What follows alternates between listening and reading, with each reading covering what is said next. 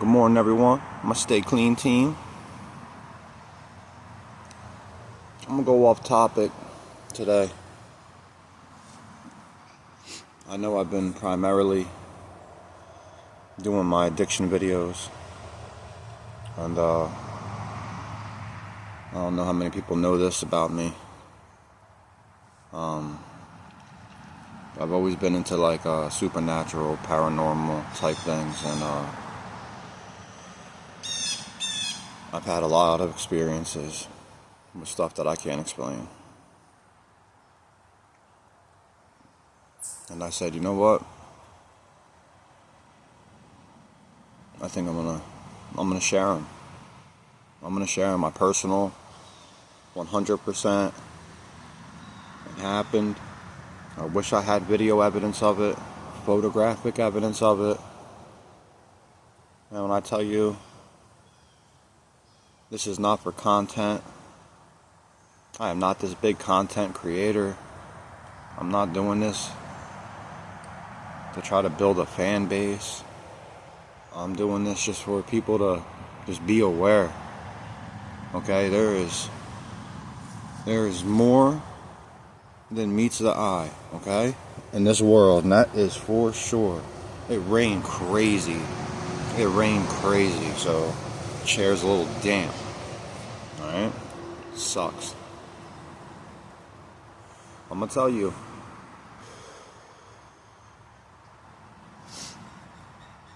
I don't know if I should just shortly tell all my stories at once, or if I should break them up.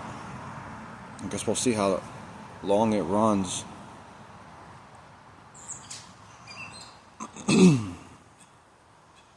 I think my first ever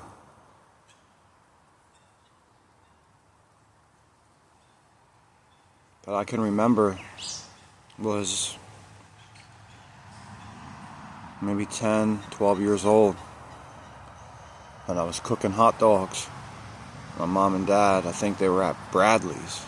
Okay, they closed down. Bradley's ain't a thing no more, but I think they went to Bradley's, if I remember correctly. They had one out, and I was boiling hot dogs. And I went in my room. I was playing video games. I forgot all about them.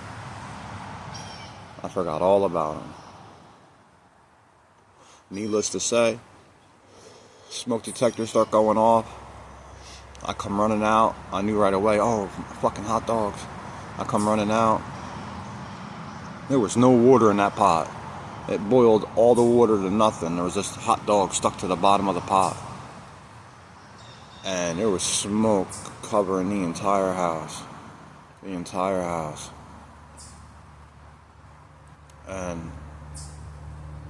I remember going outside, and I opened up the door. I was letting all the smoke out, and I walked back in, and I'm praying that the smoke cleared before they came home. I didn't want to have to tell them. And I just remember having this overwhelming feeling that there was something in the house with me. Like, it scared me to death, like to my bones, like chilling me. And I'm like, what the fuck? Like, I've never been scared of this. My father, with some other people, including my brother, I think worked on this house, built this house. Big Bill was his right-hand man in construction. And my dad, let me see. He built this little ranch house. It's the back of it on this property by hand. And, it's a new home. This was all woods. This was all woods when my dad bought this property. So it's not like people lived here before us or anything like that. And my earliest memory was that bad feeling. And then, after that, maybe a year later, I had a friend named Scott Dyer. Still do. We don't talk and see each other as much, but I grew up with him. He was my best friend. My best friend. It was just me and him every day. And his grandparents live up the road off of 9. And it's funny because this story kind of coexists with another story that had happened, because it happened right across the street from his grandparents' house. I don't want to go off topic, but where I live, ain't much to do here.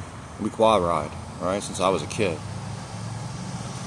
So I took my ATV out at the time. I think it was a 185. I had just moved up off my Moto 480 Yamaha that was actually given to me by Sparky and Mary Dyer, Scott's parents.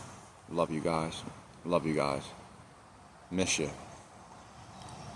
And so I could ride with their son, because we didn't have one. And I just moved up to a 185. My dad had got me. And there was this tiny little pit behind his grandparents. He'll know what I'm talking about. Up the street in Eagleswood. And I was by myself. I was riding off that little pit. There was like a trail. If you were coming to head out that way, you make a left.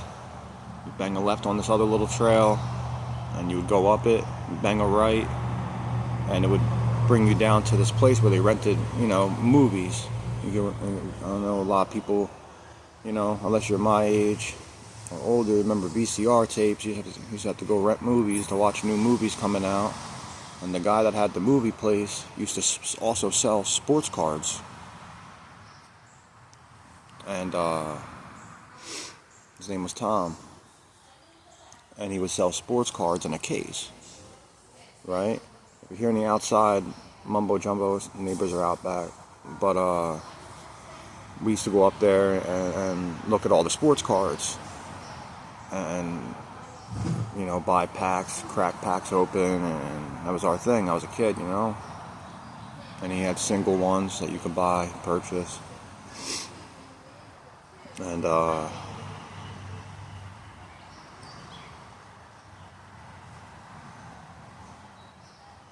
never forget this, okay? I'll never forget it.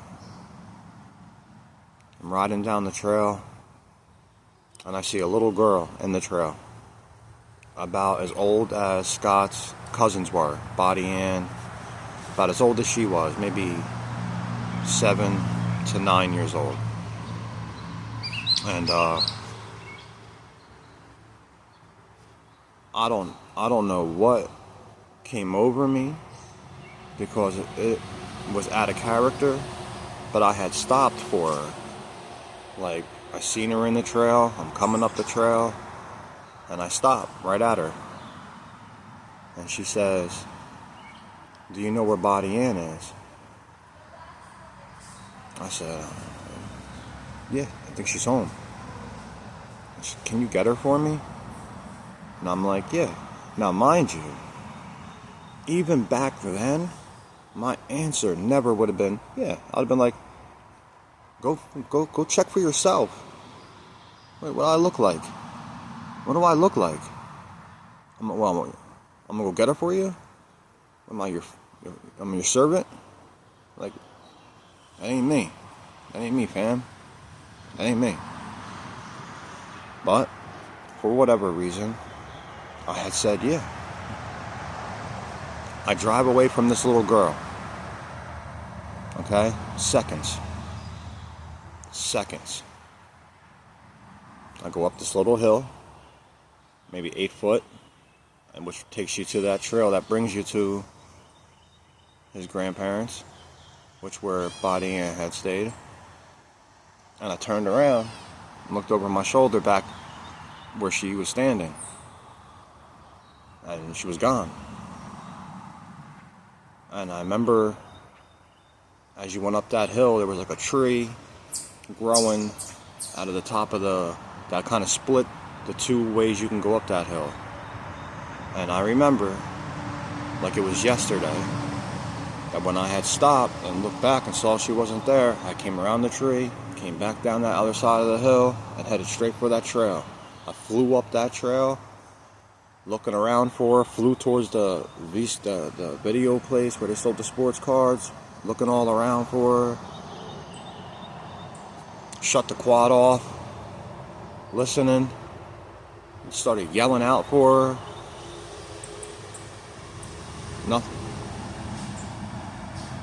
Nothing. Like it never happened. And that feeling, right? That feeling that tells you it's real. That feeling comes over me. I'm just like, oh, what the fuck? And I remember my eyes. I'm not crying, not like boo-hoo, not like that. But my eyes are watering. My eyes are watering, crying. I could barely see to drive the quad, and I'm flying home.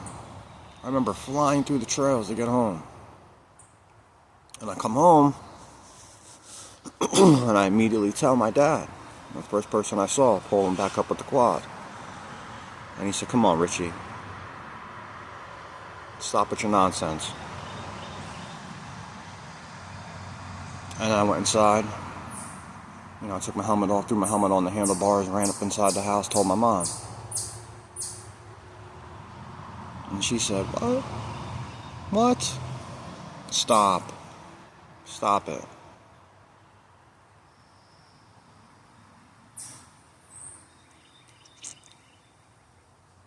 And I just left it at that. That was the end of it. That was the end of it. I remember telling Scott. And he was like, oh, that's crazy. But what's crazy is, years later, finding out that Buddy Ann had a friend, a little girl, that she played with, that was struck on Route 9 by a car.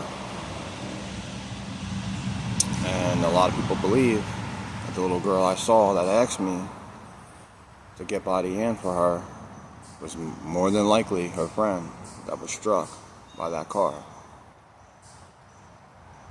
And it blew my mind. It blew my mind. For real. For real. Right? Man, I was going to cut this video into segments. Right? Figured I'll drag out the stories. I mean, I'm just going to give them all to you, right? I'll just give them all to you. Maybe I won't be able to. I don't know how long, I got. But this, being that I'm going to post this up on YouTube and not just on the other platforms.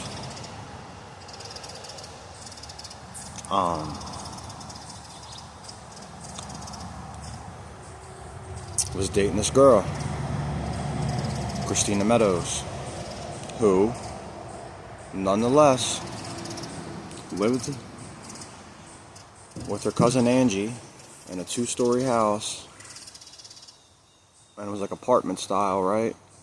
And they had the upstairs, and downstairs was their grandmother, and their grandmother let them have the apartment upstairs. Now I'm older now. I think I was like 16. It's maybe turning 17. And I stayed the night at her house. And one of my buddies had came over to be my wingman to hang out with Angie. No, I shouldn't say wingman, because me and Christina already been seeing each other. But it was still early on. We figured we'd go there, and they were older than us. Like much older, a few years older. Like they were over 21 because she had bought us liquor and beer and shit like that when we wanted it. And I think she was like 21 or 22 at the time. And cousin Angie, around the same age. And I'm drinking at their house. And it was me, Georgie Smithson, Angie, and Christina. And when you come through the door, the back door, that's how we entered their apartment upstairs. You would come through the back door, there'd be a hallway, there'd be like a bedroom, a door here for a bathroom. The kitchen was straight ahead, there was a table there. The counter was to your right as you make the left through the doorway, the opening into the living room. There was stairs on the other side of the wall that you would see that went down to the front door, which if you came through the front door, there'd be two doors. On the left was the grandmother's and straight ahead was to go up to Angie and Christina's. But we always used to come up the back deck stairs, come through and knock on the back door when we went to see them. And I remember sitting at the table, and I'm here, I'm here. And there's this side of the table, and then boom. And I'm sitting there, I'm drinking, and I see a black face and shoulders lean through the door, pop its head up like this, and boom, pull back. It happened in seconds, maybe 2-3 seconds it lasted. It was that fast. It paused for like a split second. It was like, lean through the door, the head came up, and it was all black. There wasn't no features. It was just a black shadow. But you can tell that the head came up and that it must have came through the door like this because, just by the shape of the shadow, and it was like boom, and then, and let me tell you something. I was on beer too. I wasn't nothing. I was like, oh shit, yo, I just seen the shadow come through your door. And everyone starts laughing at me like I'm a fucking joke, right? I was pissed. I'm like, no, I swear to God. They're like, oh, yeah, okay. Okay, Rich. I'm like, no, I fucking swear to God, dude. I swear to God. No one believed me. No one believed me. Okay? No, none of them. None of them. And if they watch this video, don't lie. None of y'all believe me. Now, Christina, she knew that something was funny with the house. She has her own stories. Okay? I didn't know any of it yet because she didn't tell me nothing was wrong with that house. Fast forward through the night, what was the next thing that happened? I don't want to lie, right? I don't want to be wrong. We're on the couch listening to music. And the radio went through the stations. It just turned through. We're listening to one station, and then all of a sudden you hear it going in and out of stations, and you see that stupid little orange line, the two black lines with the orange line when you pick your station with the dial with the old-time radios. You see that thing moving. First you heard it changing, right? And we looked at it, and I saw that little thing going through and then back again, back to our station. It put it back on the station that it initially turned from. Okay? Now, while that little thing was going, I looked at the dial. That dial was like this. That dial was turning. And then it started turning back, and my eyes are going back and forth from the dial to the orange line. And I watched it happen. As it happened, everyone else thought it was funny. They were like, oh, that's weird, that's crazy. Yeah, that's fucking crazy, alright. That's real crazy. That's crazy, like we have company, right, that we don't know who they are. Okay? Again, I wanted to leave. I wanted to go. I'm like, yo, I'm leaving. I'm gonna go. I'm gonna take this as my sign to go. Oh, stop being a pussy. I'll never let no one call me that, right? I saw you got that. Yeah, well, all right. So I hung out. Maybe an hour and a half goes by. Nothing happening. We're back to hanging out. I had forgot all about it. We're laughing, we're joking, we're smoking, we're drinking.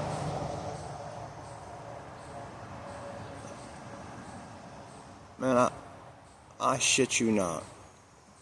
The smoke alarm goes off in the front bedroom. Right? And we smoked cigarettes, we were smoking weed. At the time, I didn't think nothing of it. So I go in there, and I reach up to get it. I couldn't reach it. I went to get a chair to stand on. I pop it off. Boom. It's still going off in my hand as I'm coming down with it. And the moment my eyes had made contact with the back of that smoke detector and saw that there was no batteries in it, and it wasn't a hardwired smoke detector, it stopped going off.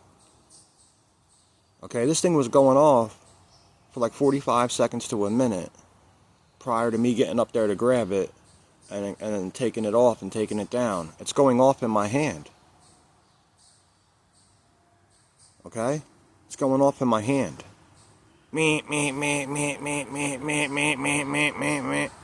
It stops. As soon as I look down and my brain makes the recognition that I ain't even no batteries in this thing. Boom. Turns off.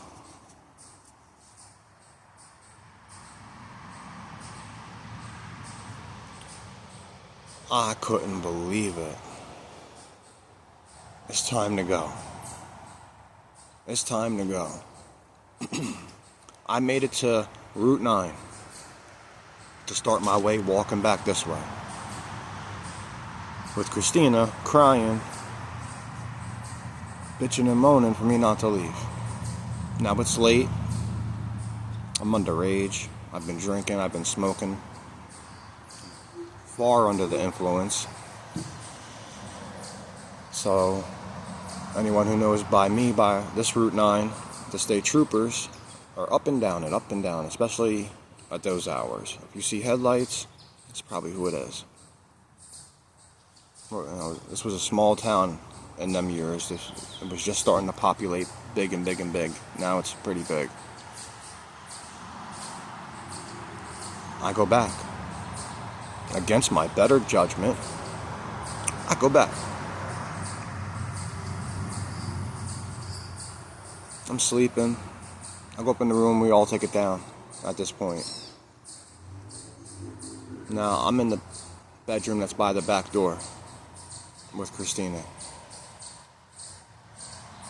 I remember, again, like it was yesterday.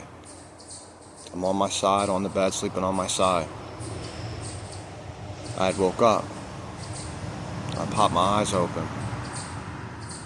Close them back. You know how you wake up and kind of open your eyes for a second and close them back? Everything's kind of out of focus.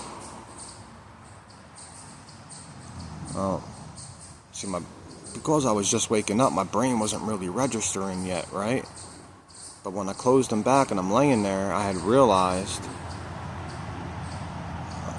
Christina was next to me. So I kind of roll over to put my arm around her, and as I go to put my arm around her, it just drops, boom, hits the side of the bed. Now what I had thought was, because her bed was against the wall, that I was on the inside next to the wall, and I was on my right side. So when I had popped my eyes open, I thought who I saw was Christina laying next to me on the outside of the bed. So I went to put my arm around her.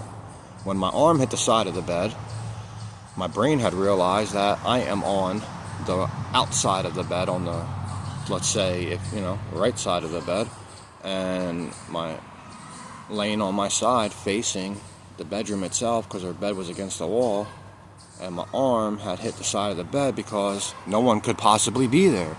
Nobody could be there. I'm on the edge. I jump out of bed.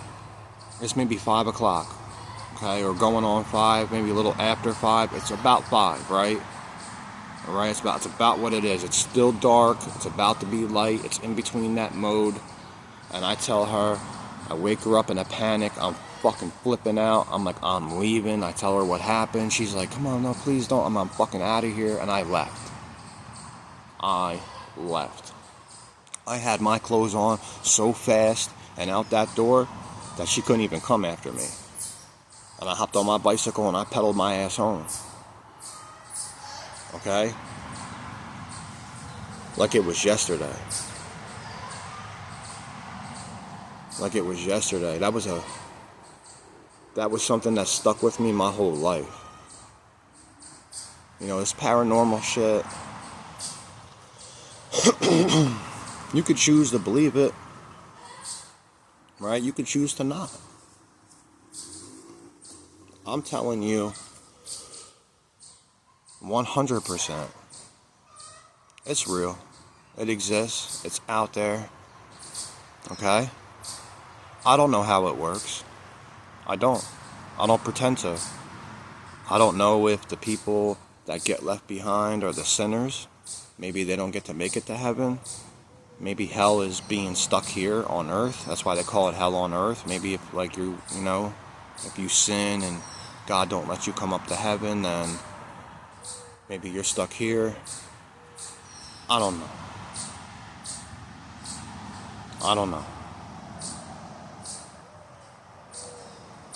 Okay? I don't know.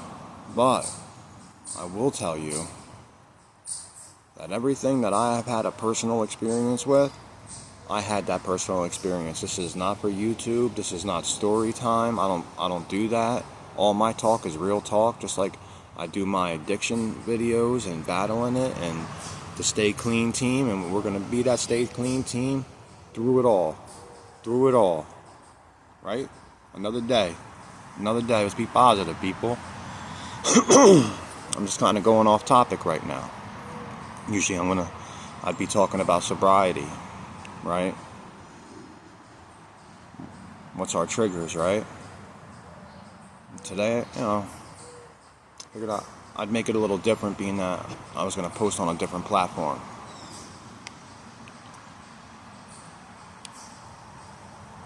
Look.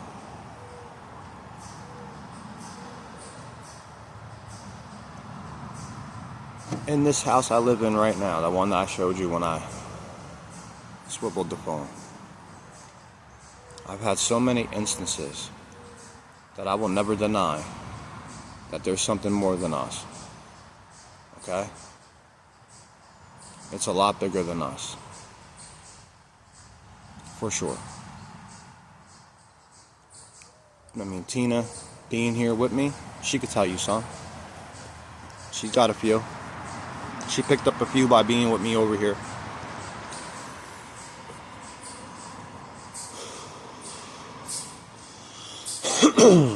Knocks.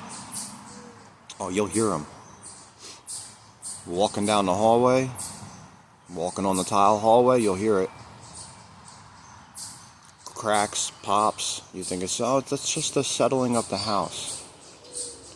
When you've lived somewhere for the amount of years I've lived here, every single sound that's produced, you come to learn what produced it. Whether it's a door opening, a refrigerator door opening, a cabinet door opening, whether it's someone walking, no matter how that sound is generated, I could tell you what it was. Oh, that was a cling of a fork against the toaster. Like, it don't matter how you try to, like, I can play the blindfold game in this house and tell you exactly what you did to make that sound. That's how long I've been here. All right? You could flip a switch. I was like, you just flip the light switch. And you're gonna trick me. Okay? You hear it through the night. Okay? Me and my mom had a promise to each other. And that was, if there wasn't another side of life, we would let each other know. Right? If she passes, she was going to come back to me. Or give me a sign, or whatever she's allowed to do. I've yet to receive it. I don't know if I've yet to receive it or if I've missed it. Now, to think that I missed it would fuck me up. It would fuck me up. So I'm going to say that I've yet to receive it. I don't want to think that I missed a sign from my mom. But she definitely didn't give me nothing that was something that I can clearly say Oh, yeah. My mom.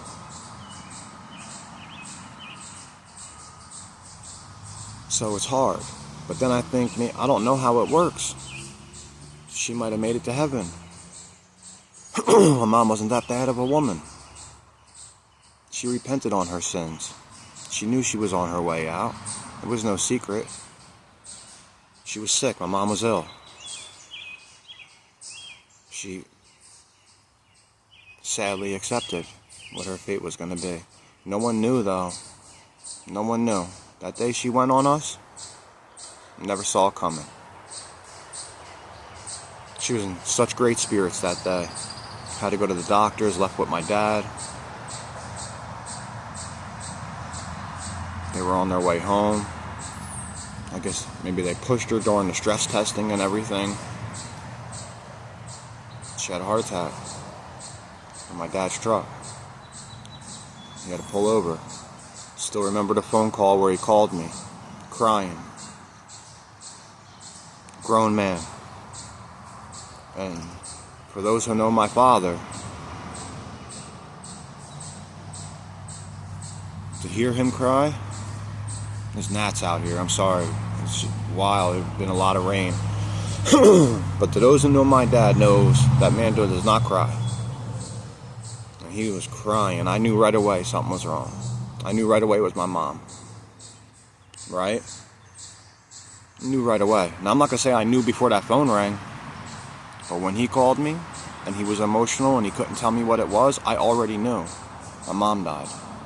I felt it on the inside. I said, no, don't say it. Don't say it. Don't tell me.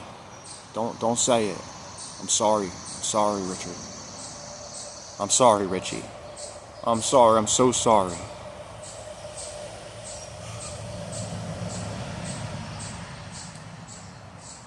Me too. Me too. It was a big loss for me. I was close to my mom. You want to call me a mama's boy? Yeah. You're damn right I am. I sure am.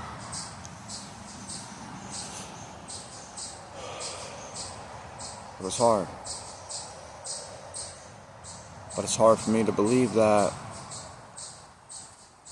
she wouldn't give me a sign. So again, I'm going to say I don't know how it works. I've shared this before. Not here, because again, I'm starting this platform now. I had an overdose in '97. Put me in a coma. 2 weeks. Had to learn how to walk again. Spoke with a stutter. Had to learn how to talk right. Speech therapy, outpatient, learning how to walk from a wheelchair to a walker to crutches to a cane.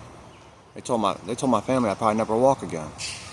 I have muscle dystrophy in my left thigh, so my left thigh muscle is about half the size of my right one. It isn't really noticeable unless I was naked, but it's fucked up. When I had that overdose,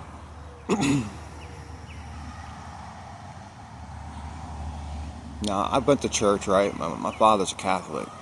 So, I went to my CCD classes as a kid. I made my communion. I never went back to make my confirmation, but I should. I would like to be maybe buried in a cemetery. I don't know if I want to be buried at all. Because I'm starting to believe that maybe because my mom was cremated, and then you got the old Indian stories where they say, you got to burn the bones. If you don't want that spirit to come back to haunt you, you got to burn the bones, right? You can Google that. That's what they believed. I mean, they would know, right? Because the ones they buried are ones they saw again. The ones they burned are ones they never saw again. So I do believe, because I don't get those signs from my mom, that maybe because she was cremated is the reason that she can't come back to see me. I believe that. That's what I believe, wholeheartedly. And until my mom lets me see her and tells me different, that's what this guy believes.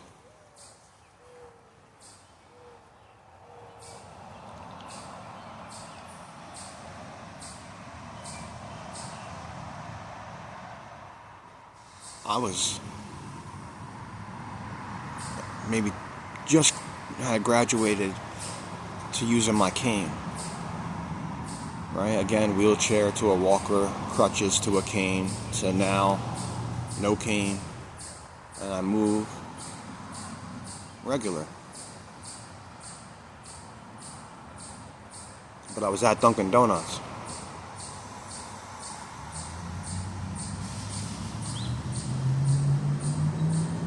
Prior to this happening, and a man told me everything's gonna be all right.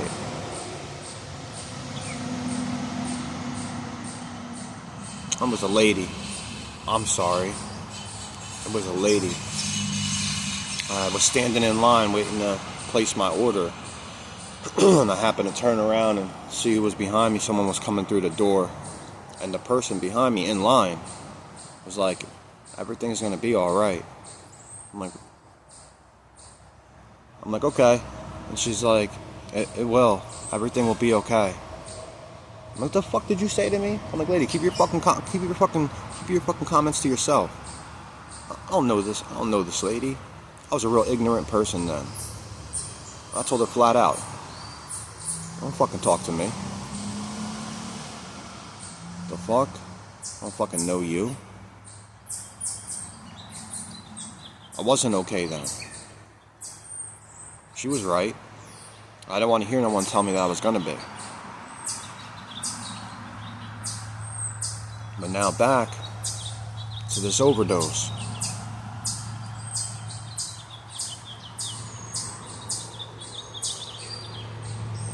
I don't remember if it was on purpose or not. I really don't. I tell you, to this day. It could have been, because I did some bullshit. I can't picture doing it. And the girl I was with at the time, you know who you are, she mixed my shot for me. That's a true story. She mixed my shot for me. That I shot up my dope. And I think that she purposely gave me too much. Because I came up on some money that I took. That wasn't mine. And I think she wanted that money for herself. And we bought a bunch of drugs. And clothes and jewelry and... Can't even remember.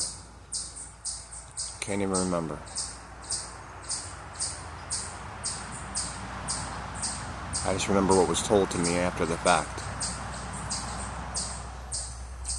But I will tell you this.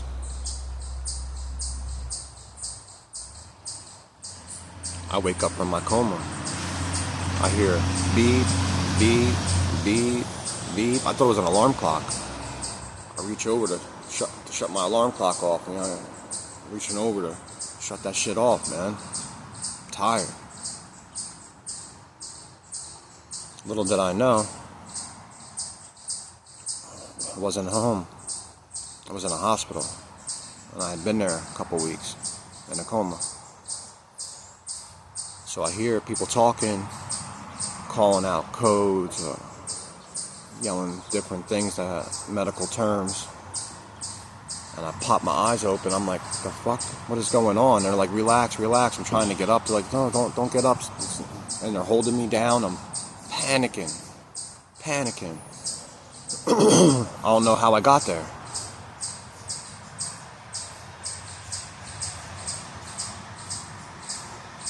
Right? But right before that happened, this is a true story. Right before that happened, I hear the beep, beep, beep. Right before that, okay, I hear the beeping. wakes me up. I see a man. He was standing next to my bed. He said, "You know, you hurt a lot of people." I said, "Where am I?" He said, "You're in a hospital. You wanted to die." I said, "What? I don't want to die." He's like, "Of course you do. That's why you tried to kill yourself." I said, "No, I don't want to die." Panicking. Again, panic. "I don't want to die. I don't want to." I'm crying. Okay? While in the bed in my coma, I'm crying. But I'm seeing things that's happening around me like I'm not in a coma. I'm talking to this man who's telling me I hurt a lot of people and that I wanted to kill myself. In an instant, boom, in a flash, I hear beep, beep, beep again. But this time, I hear the doctors. I pop my eyes open. Doctors are around me. They're telling me to calm down again, like what just happened. It's happening again. From that moment, you can't. I don't know if I'm not gonna tell you it was God. I'm not, because He didn't tell me He was. It could have been an angel, right? I don't know how it works. But from that moment on, I have undoubtedly believed that there is more than us. Okay? There is more than the people that you see and come in contact with to this world. 100%. That whole positivity brings positivity, negativity brings negativity. That's a true story. That's a true story. You walk around with a negative attitude, you're going to attract negative stuff. You walk around with a positive attitude, you're going to attract more positive stuff. It's just how it works. Right? There is no doubt in my mind that God gave me my life back. And what did I do? I fucked up again. I relapsed. Like spitting in his face, right?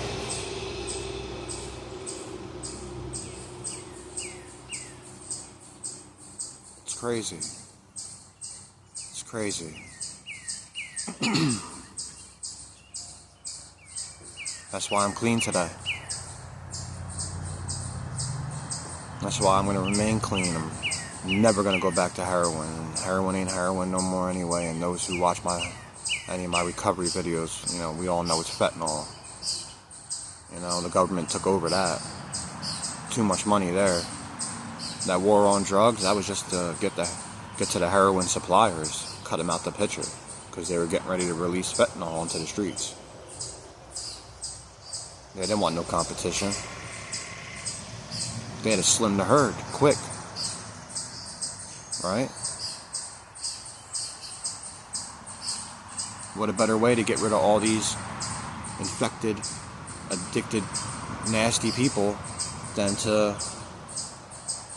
give them something so strong that it'll wipe them out fast. And it did. Hundreds of thousands of addicts died fast. The numbers are staggering.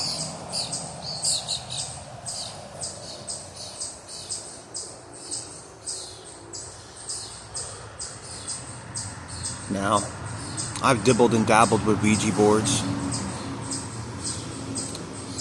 I think it's what had opened up bullshit in my house over the last few years. The sounds, the walking, the bullshit.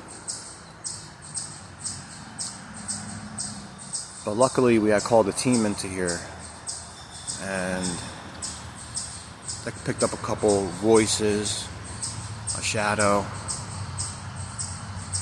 but they blessed the house and they blessed us.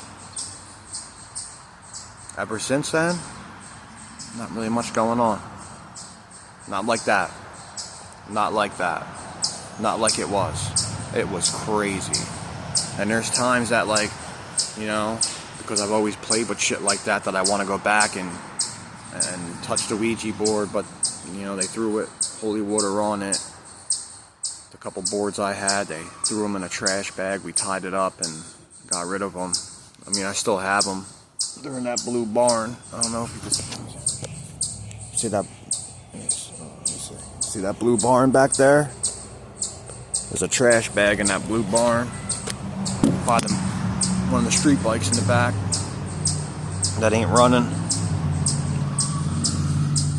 And that's where they are. And I'll never touch them again. Because they are negative. There is a negative energy attached to them boards. I am slowly getting my life back. And I'm starting to believe that then I may have had an attachment.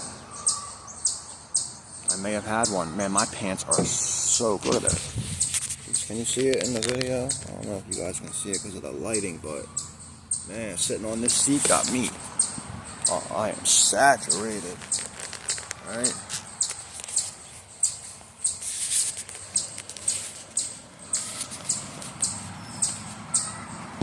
So, this video got long on me. Start making my way back. All the wet branches. God damn. Video had got a little long on me, and I apologize for that. I wanted to keep them short. But because it got so long, if you want to hear any more, man, tune back in. And I'm going to try to pick up the best I can where I left off. Until then, stay clean, team.